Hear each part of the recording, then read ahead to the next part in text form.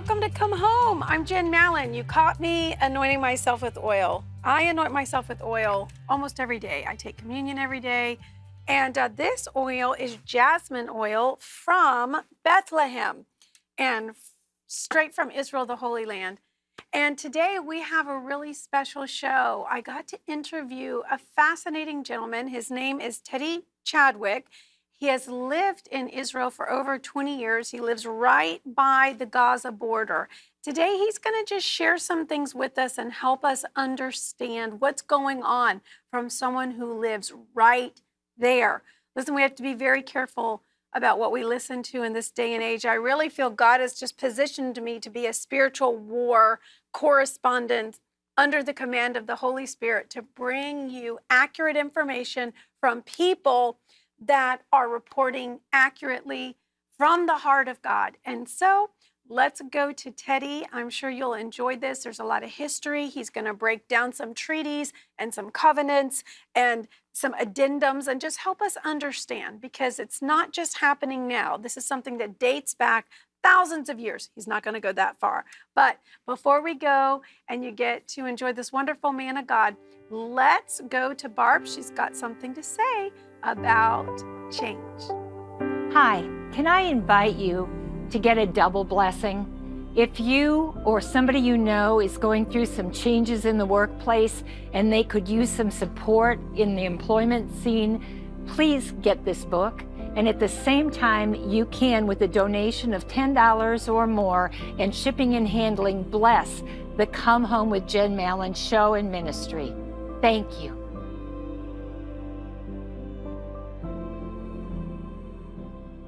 Thank you. I so appreciate that very informative clip. And now, as I told you, we are here today with a friend, and he is a new friend and is right on the ground, right in the middle of the conflict in Israel. His name is Teddy. And Teddy Chadwick, thank you for being with us today. And your ministry is the Jerusalem Tabernacle of David. And so thank you so much for joining us for this time together. Thank you for having me on. It's a real pleasure to be here. Thank you so much. Well, Teddy, just before we talk about what's going on there, and you are passionate, as many are, about really clarifying the narrative. It is an unfortunate time in history when we have to really check, recheck, and triple check what we're being told, where it's coming from, what the source is, and then just making sure that it's accurate, that it's lined up with what's truly happening, and that it's biblically accurate. I really feel like we're in such a narrative war that is trying to divide the body. And that's why I really appreciate that you're going to come on and kind of dispel some myths and share with us about what you're seeing with your own eyes right there on a daily basis. But prior to that, Teddy, can you just share with the viewers a little bit about your story, your testimony, your love for music, the ministry God's given you, and how in the world did you get where you are? And not only did you get there, you've been there for almost 20 years. Well, it's an amazing story. I became a musician starting at the age of 9 and started picking up one instrument after another. Eventually, as a young adult, I moved to Hollywood and had music projects there, comedy music show, heavy metal band, and a bunch of different projects. I was also acting in movies as well, and doing a little bit of the entertainment business. But I had seeds of the Bible planted in my heart from a very, very young age. And I came back to that in a miraculous way when I reached the end of my rope sort of situation. And I was lying on the floor, and I just cried out from the bottom of my heart. And I just said, God, if you're still there, and if you still care about my stupid little life and my stupid situation, then please take away this depression in the name in the name of Yeshua, if you're there and if you care, because I can't live like this. And it's as if he was sitting on the edge of his seat, just waiting for me to ask, because within a split second, he just yanked that depression and that suicide spirit right out of my body and straight up through my spine and out the top of my head. And I immediately felt 100 pounds lighter. I immediately saw the colors of everything was bright, and the colors of everything had suddenly become as if I took sunglasses off.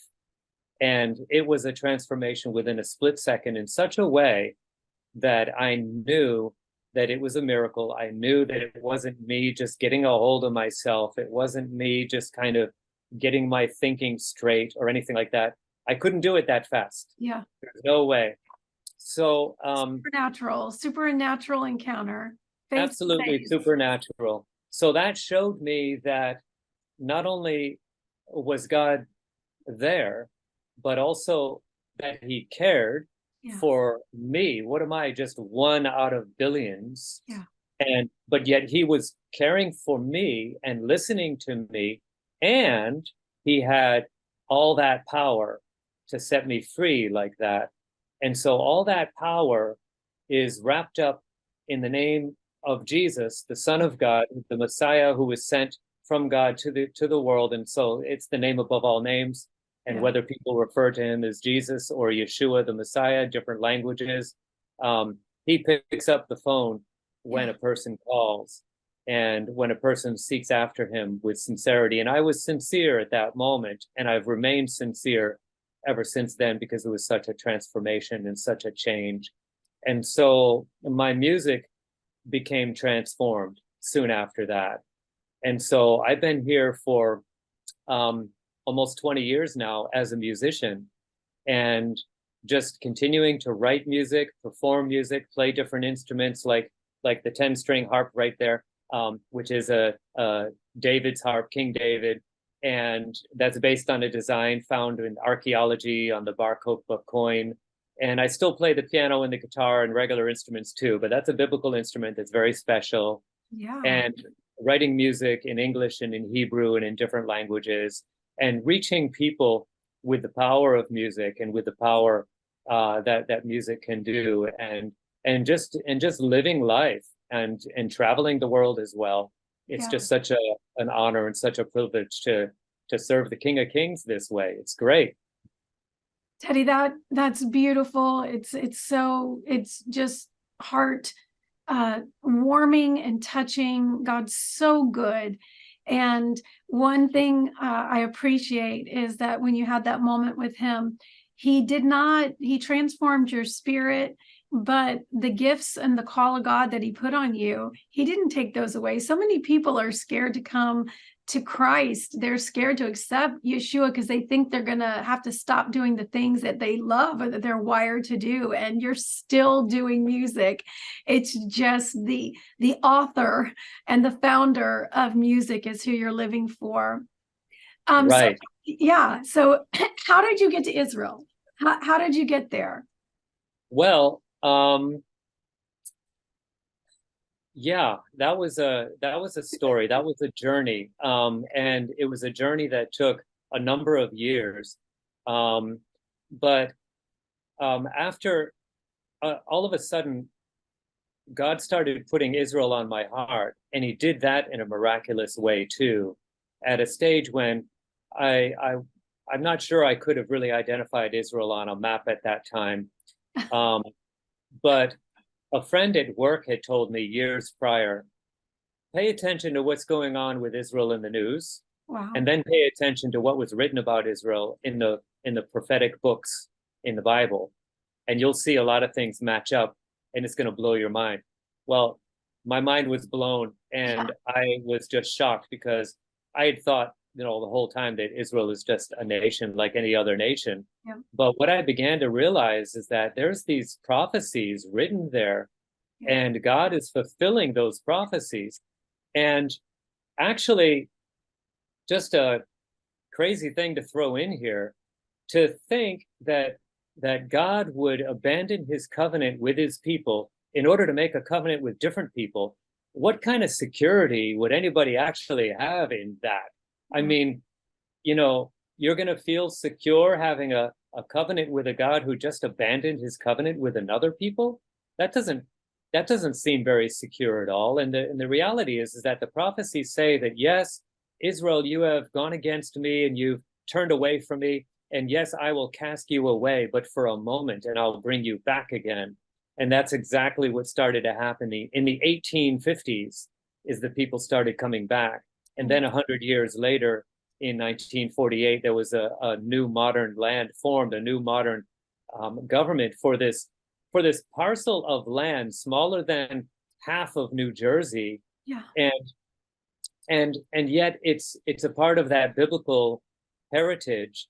And yet this tiny little parcel of land was never incorporated into any other nation. It was never annexed. It was never turned into another kingdom. It was a part of Turkey. It was a part of the Roman Empire, but it was never officially made a part of anything. It was just this territory that they ruled over. And, there were the Canaanites that lived here, and they had different kings over different cities, but they never formed a nation.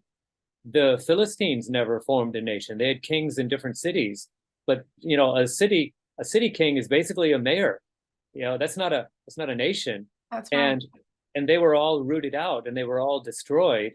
And when Rome conquered in the 1st century, and then again they reconquered in the 2nd century, even worse, they renamed it after the Philistines, just to basically poke the Jewish people in the eye. Wow. But the Philistines were dead and gone, and everybody knew that. But they named it Palestina, just as a way to be an insult. And so that name kind of stuck for the area, but it never became incorporated again into a nation. Yeah. So not under Rome, not under the Turks, not under England. England ruled between the 2 world wars, and England didn't make this a nation, didn't colonize it, didn't make it a part of their empire officially. They just kind of sat there and watched over it for those decades there. So then 1948 is an interesting year. And so I began to realize that there's prophecy about it, and there's things happening today in the news that relate with prophecies that were written thousands of years ago. Yeah. And so I began to wake up and realize this is not just another nation, just like a bunch of other nations around the world. And I love them all. I love all the nations, and I know that God does too.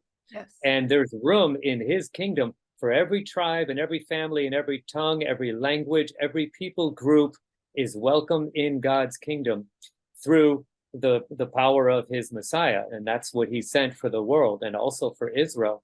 But he never completely turned his back, and he's bringing his people back to the land again, and he's going to watch out and protect. So that's a little bit long-winded, Yes. but just to share.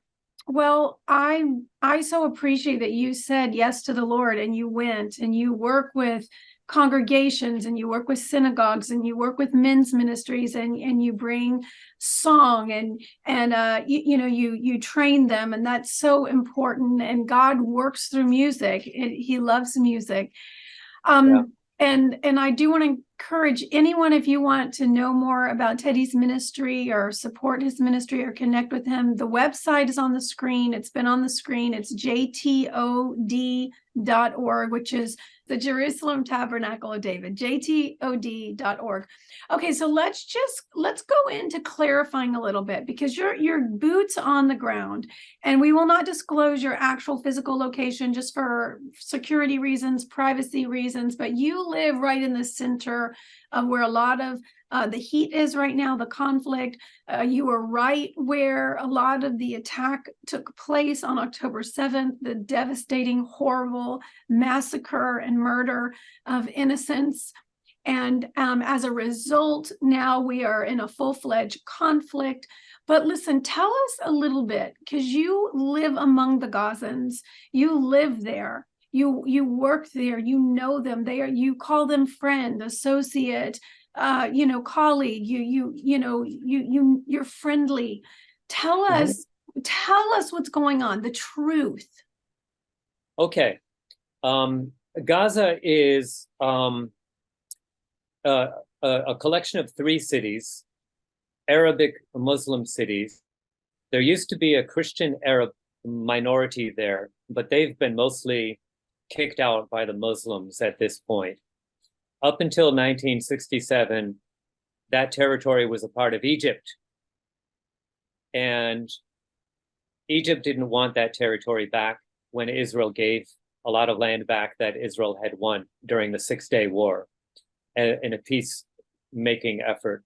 Yeah. Egypt just didn't want it back. So today, Egypt still has the southern crossing point from Egypt into Gaza, so they can provide supplies to the people in Gaza just as well or even better than the Israelis can provide supplies through their border crossing on the northern side. Yes. That northern side has been the site of around 130 trucks of supplies entering into Gaza from Israel every single day, 130 trucks. And it is that place where suddenly on October 7th, early in the morning on the Sabbath day, when everybody was still basically asleep, they crashed through in the area of the Erez crossing where Israel had been blessing the Gazan people for so many years by bringing those truckloads of supplies through there. So when that attack happened, and there's a lot of atrocities there, it was basically a surprise attack, unprovoked, out of the blue. The Gaza narrative would say that they deserve to bring that attack because Israel has been occupying Arabic lands. But the reality is that none of the land here was ever claimed as part of any Arabic nation. Right. So it's hard to really say that. Under Turkish rule, land ownership was actually not even legal under the Turkish rule. And the same thing under British rule too, between the world wars. So then what happened, jumping up to, modern history, in 2005, Israel completely pulled all their army and all their personnel out of Gaza, all of their 100%, policing. 100%. 100%. It was all pulled out of Gaza so that Gaza can rule themselves. And they had an election, and it was kind of trumpeted around the world as a wonderful democratic election in Gaza. But Hamas was the winning party in that election. And the very next thing they did was to have a coup and attack the members of the Fatah party and drag their streets behind motorcycles on chains through the streets of Gaza and throw the members of the political party that had ruled before in Gaza, the Arab political party, they threw them off the top of high-rise buildings to their deaths. And then the farmland, irrigated farms and factories that were donated to Gaza from the Jewish people was immediately destroyed by the Arabs in Gaza. And they destroyed the airport that Israel left behind for them. And so all of this talk about the siege, basically they brought it upon themselves. And what remains of that is actually enforced by Egypt just as much as by Israel. Neither country, because Israel and Egypt are actually formalized countries inside of the United Nations. And so they have to play by the rules that all the nations play by. But the government in Gaza is not a recognized nation and doesn't want to be a recognized nation, because then it would also have to play by the rules. By the rules, yes. And so they brought the siege upon themselves, and they don't want a nation. And yet, in spite of all that, Israel and Egypt have still been providing supplies through those crossing points daily on an ongoing basis until this genocidal attack happened on October 7th. So meanwhile, in 2005, when Israel pulled out, Gaza had 1.4 million people living inside Gaza. Now it's 2.3 million people living inside Gaza. So what kind of genocide do you think Israel is actually accomplishing against the Gazan people? Exactly. Their population grew from 1.4 million to 2.3 million from 2005 until now. and it just keeps on growing. So on the one hand, people want to say that Israel is the Goliath and Gaza or the Palestinian people are the David, and the Goliath is just crushing them and destroying them, but the population numbers keep going up. So how do you explain that? Yeah. People say that Israel is supported by the US or they have such powerful military on their own. Okay, if Israel is so powerful and if they feel genocidal towards the Arabs, then how come they're doing such a poor job of it? Right. So clearly, everyone can accept that Israel is got some smart people, so that is kind of undisputable. So then if there is no genocide against the Palestinian people, then that must mean that Israelis have no will to commit genocide. They have no desire to commit genocide. Now, if you flip that around and take a look, just look it up online, the Hamas founding document paper says that their reason for existing is to wipe out every Jew, to destroy every Jew. Yes. Just wipe them off, out of Israel, off the face of the earth. That is written in black and white. You will not find a single official Israeli document that says anything like that. Yeah. So now it is a bit complicated, just to do the nuance for a little bit.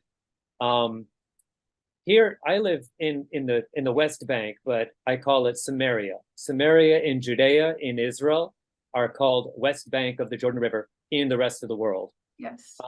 We have area A, B, and C. In area A, no Jews are allowed. In area B, there's an Arab majority and a Jewish minority.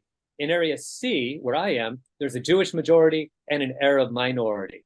And that Arab minority is allowed to come into the Jewish towns for work when they have working papers. And where I am is about 4 Jewish towns surrounded by 5 Arab Palestinian towns, and they have 0% unemployment in those Arab towns. Why? Because they all have working papers and they all pass in and out of their gates and in and out of my gates every single day for work, to come and work here, and they get great, they have good salary, they have good jobs. Okay, so Besides let me underline that. Yeah. So in your area, there Yeah. is 100% employment. Among the Arabs in my area who are living under the governance of the Palestinian Authority, which is a different governing body than Hamas in Gaza, but Yeah. it's still an Arab Palestinian government that is here in this part of the land. And yes, that is the government that they answer to. And yes, they still have working papers to come and work in the Jewish towns here. And they do that, and they have 100% employment, 0% unemployment in my area. Yeah. Now, the further that you go into, let's say, area A or area B, where the Arab towns are more isolated and not very close to the Jewish towns, they certainly have more unemployment there because they don't have as many Jewish towns nearby to employ them. Right. Israel has done a lot to try to build up the Arab economy in this land. And that's why even the Gazan people, 20,000 people every day, have been allowed into Israel with their working papers for jobs. So that's been going on until this war began, Yeah. which again was a complete surprise, and it was a complete sneak attack, unprovoked. Now, it's not right to say that it was provoked simply because there's Jews here living on the land. International laws of war say that you cannot attack non-combatants. But what the people of Gaza did that morning, what the militants of Hamas did, is they attacked non-combatants who were unarmed and sleeping in their beds. That's right. And what they get as a result is Israel goes in and attacks their military installments. That's right. Israel does not attack their civilian places. Yes. And when Hamas converts a civilian location like a hospital into a military location by putting missiles and weapons and military personnel in the hospital or below the hospital, then according to the laws of war international, that has now been converted into a military installation, and it legally can be attacked by the opposing army. Israel is very careful even about that, but that doesn't mean they don't have the right to attack if they chose to. That's right. So when Israel drops leaflets and flyers over northern Gaza as they have been, that's to warn the civilians that they should get away because it's turned into a battle zone. Why is it a battle zone? Because Hamas is firing missiles at Tel Aviv, which is a city of about 2 million people, Yes. 2 million Israeli Arabs and Jews and different religions living in the greater Tel Aviv area. And those rockets don't know any race or language or color. That's right. So everyone is in danger because of what Hamas is doing. And so Israel First is focusing on the northern part of Gaza for that reason. And it's not for any kind of genocidal reason. It's only to go after the military installments, to take out those rocket launchers and the other military things. Yes. There is a very low rate of civilian casualties that get caught in the crossfire of all of that.